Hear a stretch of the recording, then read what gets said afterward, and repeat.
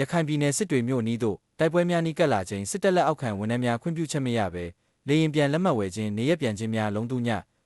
ညမပြုလုပ်ရန်စစ်တပ်ကတတိပေးလာကြောင်းစစ်တွေမြို့အခြေစိုက် SKN ဆေးရဝန်ထမ်းတိုင်းတူညအိုင်းကနှစ်ရငါရွေးကောက်ပွဲမှဖြစ်ပေါ်လာသောရခိုင်ပြည်နယ်လွှတ်တော်နှင့်ရခိုင်ပြည်နယ်ဆိုရဖွဲ့စည်းရန်စစ်တွေမြို့နီးသို့တိုက်ပွဲများနီးကပ်လာခြင်းတွင်စစ်တပ်ကစစ်တွေမြို့အခြေစိုက် SKN ဆေးရဝန်ထမ်းများအနေဖြင့်သက်ဆိုင်ရာဝန်ကြီးဌာန၏ခွင့်ပြုချက်မရှိဘဲခွင့်ယူခြင်းနေရပြန်ရန်အတွက်လေရင်လက်မှတ်ဝယ်ယူခြင်းခွင့်ပြုချက်မရှိဘဲဌာနနှင့်ကင်းကွာခြင်းများလုံးတူညမပြုလုပ်ရန်ညွှန်ကြားလာကြောင်းသိရှိရသည်ဒီလေရင်လက်မှတ်ဝယ်ထားတဲ့စာရင်းတွေကိုတိုင်းဆိုရနှင့်တပ်မတော်ထောက်လှမ်းရေးစစ်ရဖားနှင့်လေစိတ်ရဲတရင်တပ်ဖွဲ့ကအမြဲစီစစ်တဲ့ဝန်ထမ်းတွေပါရင်ခွင့်ပြုချက်မရှိဘဲလေရင်လက်မှတ်ဝယ်တာမျိုးခီးသွားတာမျိုးမရဘူးမိသားစုဝင်တွေရပါတယ်ဝန်ထမ်းတွေခွင့်မရဘူးကြိုတင်အကြောင်းကြားခွင့်ပြုမှုမရှိဘဲလေရင်နဲ့ခီးသွားလို့မရဘူးဟုစစ်တွေမြို့အခြေစိုက်ဌာနဆိုင်ရာဦးစီးရာရှိတဦးကပြောဆိုသည်အခြားတစ်ဖက်တွင်လည်းရခိုင်ပြည်နယ်စစ်ကော်မရှင်ကမလ20ရက်နေ့တွင်ရခိုင်ပြည်နယ်လွှတ်တော်ကိုစတင်ခေါ်ယူပြီးရခိုင်ပြည်နယ်အစိုးရတစ်ဖွဲ့စည်းမည်ဖြစ်ကြောင်းထို့ကြောင့်ယင်းမလ20ရက်မတိုင်မီနှင့်ရခိုင်ပြည်အစိုးရတစ်ဖွဲ့စည်းပြီးသည့်အထိ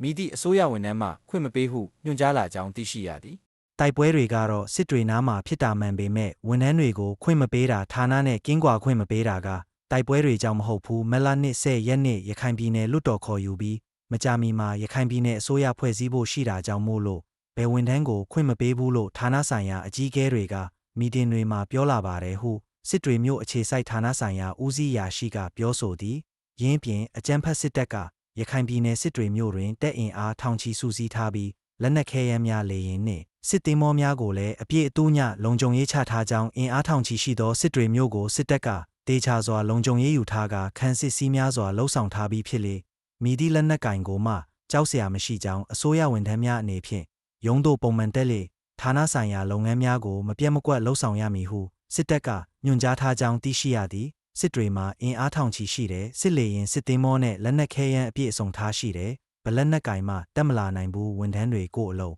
ကိုအေးအေးဆေးဆေးစိတ်ချလက်နက်ချလောက်ကြပါဆိုပြီးတပ်နယ်မှုတွေကပြည်နယ်ခရိုင်နဲ့မြို့နယ်အဆင့်အစည်းအဝေးတွေမှာလမ်းညွှန်ချက်ပေးပါတယ်ဟုဌာနဆိုင်ရာဦးစီးရာရှိကရှင်းပြသည်လက်တလောအကြမ်းဖက်စစ်တပ်ကစစ်တွေမြို့ပတ်လည်တွင်ခန်းစစ်စီး3စီးထားရှိထားပြီးမိုင်းကွင်းများစွာကိုလည်းပြင်ဆင်ထားကြောင်းထို့ကြောင့်ဌာနဆိုင်ရာများမြို့ပြင်သို့အကြောင်းကြားမှုမလုပ်ဆောင်ဘဲမသွားကြရန်စစ်တပ်ကတတိပေးထားကြောင်းသိရှိရသည်